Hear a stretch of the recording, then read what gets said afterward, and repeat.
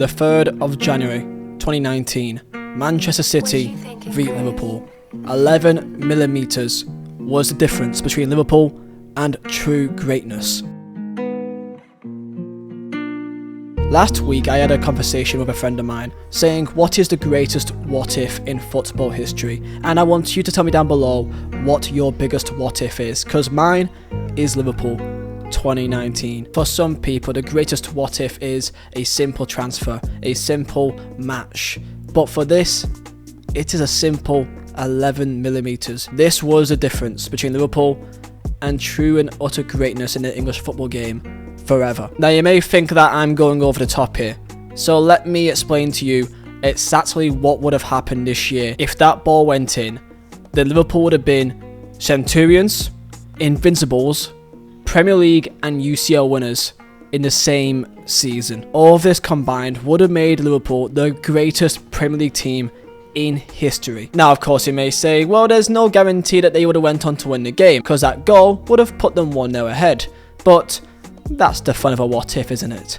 Tell me, what is your biggest what if in football history? Make sure to drop a like. Let's try to hit 2,000 likes, and subscribe if you're new.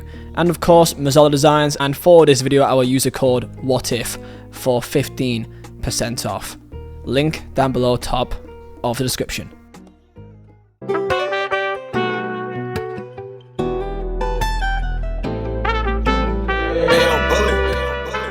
Let's start from the beginning. That night in Kiev, where Luis Karius wrote his name in history for all the wrong reasons. For so long of Liverpool being almost a laughingstock in football, being seen as one of the biggest teams in England, but never really showcasing it in recent memory. At least not for about a decade. The odd League Cup here or there, or the Europa League run, but other than that, not really showcasing their real potential. And when full-time blue and Real Madrid won 3-1 against Liverpool, it almost felt like that was it. This story, this crescendo of Liverpool with Jurgen Klopp is all gonna fall apart now. As it ain't hard to forget, but Jurgen Klopp did always have a certain stigma about him of just not getting it over the line when it really mattered. Now if you think this was false or not, that's not really the point here. The fact is that stigma was a thing. So then they go again.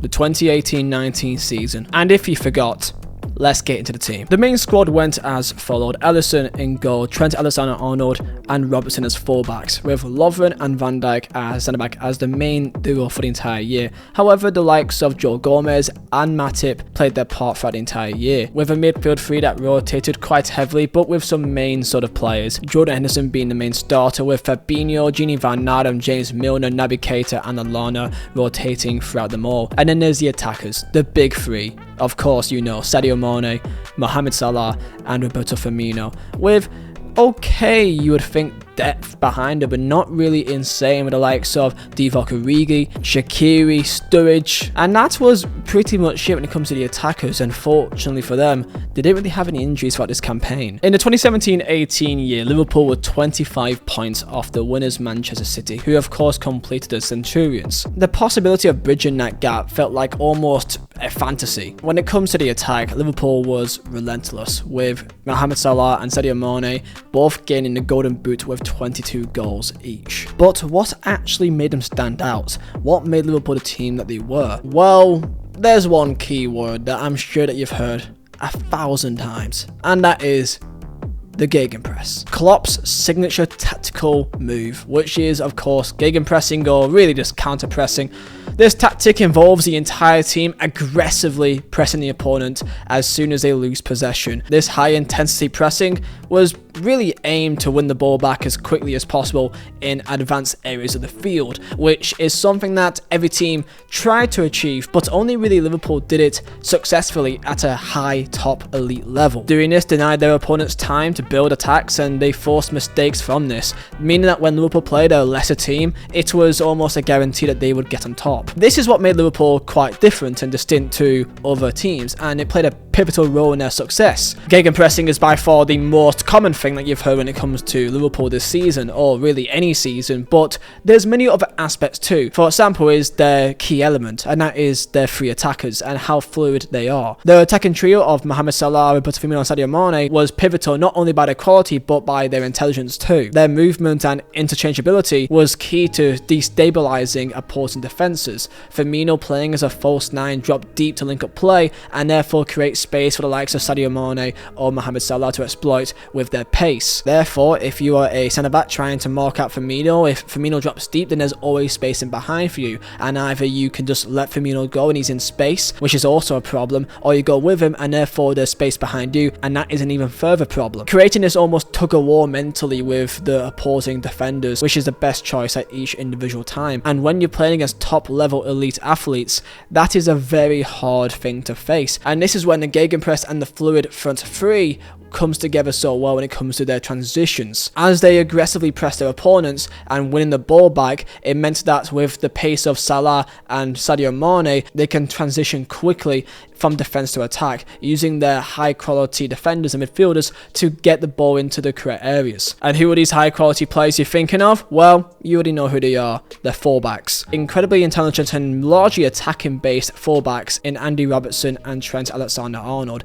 They played a crucial role in both attack and defence, but attacking wise is where they get most their plaudits. They very often pushed up on the pitch to create overloads on the flanks, delivering high quality crosses into the box and really adding to their attacking threat by being almost a dummy run so that the likes of Sadio Mane or Mohamed Salah can get the space that they need to take on a man. And the fullback became almost the midfielders, because the midfielders, when they pushed up, then covered the space left behind by Trent and almost acted like a fullback when they were missing. And for this you need a high amount of stamina, and that is exactly what they had. Their midfield trio was largely the likes of Jordan Henderson, Fabinho and let's say Van Alden, but it was very much rotated quite heavily. This provided stability and control in the centre of the pitch, where Fabinho in particular acting like a real defensive shield, breaking up opposition attacks, with Jordan Henderson's energy and work rate were very important in both defensive and offensive transitions. And then Gini Van Alden and Oxlade-Chamberlain can add some extra energy but more attacking prowess. And then there's the last thing, the defense. Because of how intense and aggressive they were in their counter pressing, they needed a strong core at the back, otherwise it would all fall apart. And this means that you need defenders with a high amount of pace that can cover those extra yards at a very fast rate. And that is why having the best centre back in the world at the time, Virgil van Dijk, was so vital. Without high quality defenders at the back to make sure they don't lose the ball very easily, and if they do lose the ball, to retain it very fast, they needed players at the back with great quality. And Virgil van Dijk, Joe Matip, Joe Gomez and even Dejan Lovren offered great stability at the back throughout the season. And then of course there is the goalkeeper in Alisson Becker, who potentially is the greatest 1v1 keeper in the entirety of the Premier League, playing long passes, coming off his line quickly and really added to the back, and playing almost at times as a DM when they were attacking. And that is a team, and that is what made them different to previous seasons or to really any other team. Now, despite all that I've just said, you may say that yeah, but when you speak about all these other teams you can say something similar, and I guess you're not wrong, because to really be determined as the greatest ever Premier League team is quite a fine line, because there's a lot of top level teams out there, so it is really more of a matter of preference. In this season they gained 97 points in the Premier League, which was the most they've ever had in the Premier League at this point. Sadly, it was still not enough, as they were still only 1 point behind Manchester City, which was still a massive improvement based on the previous year, but it still had a bit of a sour note to it based on how well they did throughout the entire campaign. And despite some big wins in their campaign in the period of January-February, this is when it would really come back to haunt them. They were still quite far ahead in the Premier League. However, drawing a home to Leicester City, drawing away to West Ham, drawing away to Man United, and probably the worst one is drawing away 0-0 to Everton, their fierce rivals. Despite winning 9 games in a row after that Everton game, it still was not enough, as it led to one of the greatest head-to-head title fights in recent Premier League history. Well, until the one 2 years later. And that is what makes this John Stones 11mm so so painful from a Liverpool perspective at this time, as they won 10 games on the bounce coming up to this game. The energy and the comeback spirit cannot be any higher. On the 3rd of January 2019, this was seen as the match of the decade, as Sadio Mane was put through on goal with a calamity with John Stones kicking it against Ederson, and it was looking like it was only bound to hit the back of the net. John Stones somehow responding back quick enough to come back and slide to just take the ball off the line. This would have put them 1-0 ahead, and I guess history, you'll never know what may happen. You could have imagined a world where Liverpool went on to win the game. Of course, we know what happened next. They went on to lose the game 2-1 thanks to goals from Sergio Aguero and the winner from Leroy Sané. But there is one saving grace. At least they came back with something, right? They had a Champions League final to look forward to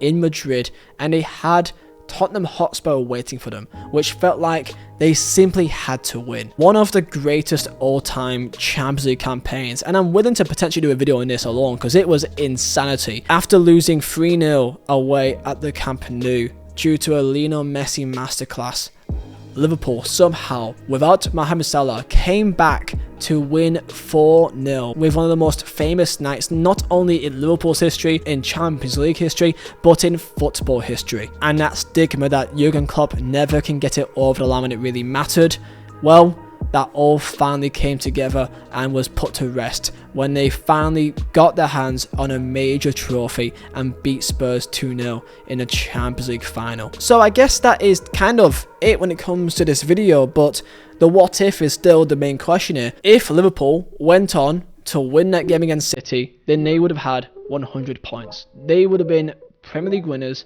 and they would have also been not just the double winners, but Centurions, and also invincible, as that City game was their only loss in the league that campaign. That would have put them on 31 wins, 7 draws and 0 losses. In comparison to the Arsenal Invincibles that won 26 and drew 12, Liverpool would have gained an entire 10 points on them. But Liverpool fans can never really fear, as next season, as their mentality monster phrase did continue, and they went on to win the Premier League the very next season. I guess the only main shame about this is the fact that when they did indeed lift the trophy, it was during COVID, and no fans sadly was there to really see them win it in true style. But that is the story of Liverpool, and for me is my greatest what if, as for me they would have been the greatest team in history, and the fact that 11mm is the difference potentially